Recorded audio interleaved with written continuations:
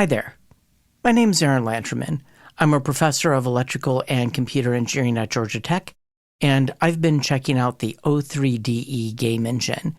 This is strongly supported on Windows and Linux. You can download installers that will handle a lot of things for you. There is experimental support for macOS. There's no installer for it. You have to compile from source. And it says that you need an Intel Mac. I'm using an M1 MacBook Pro. I'm going to try compiling it anyway and seeing how far I get. The GitHub page for O3DE says I need LFS support for Git. It looks like I don't have that installed right now. Okay, so we need to go install that. Let's download the Apple Silicon version. Sure. Oh, it looks like I could also use Homebrew. Let's run this install script and see what happens. Oh, I guess I have to run it from the terminal. Okay, .install sh. Insufficient permissions. Okay, let's sudo. There we go. All right, now it wants me to do git LFS install. Okay, I guess we're initialized. Okay, let's clone the repository. Okay, this is all Windows stuff.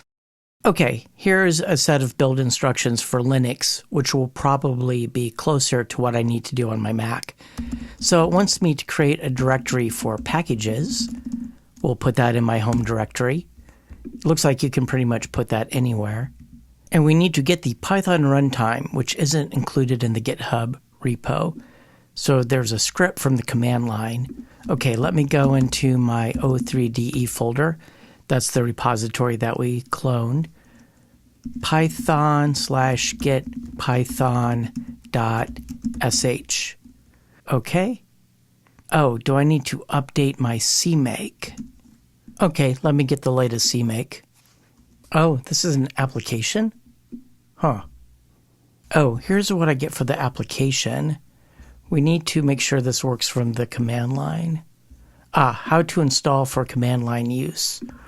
One may add CMake to the path or install links. I'll be back.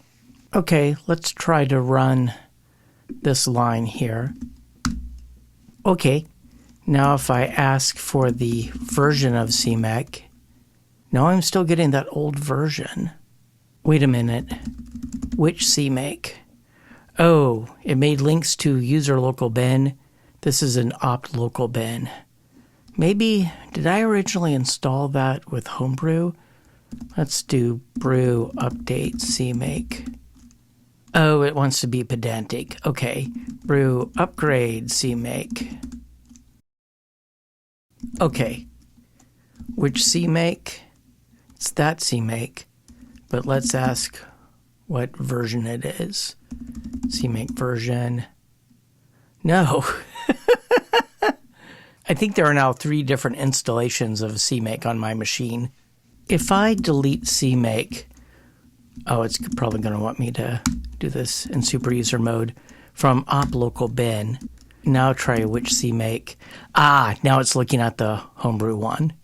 CMake -- version. Okay.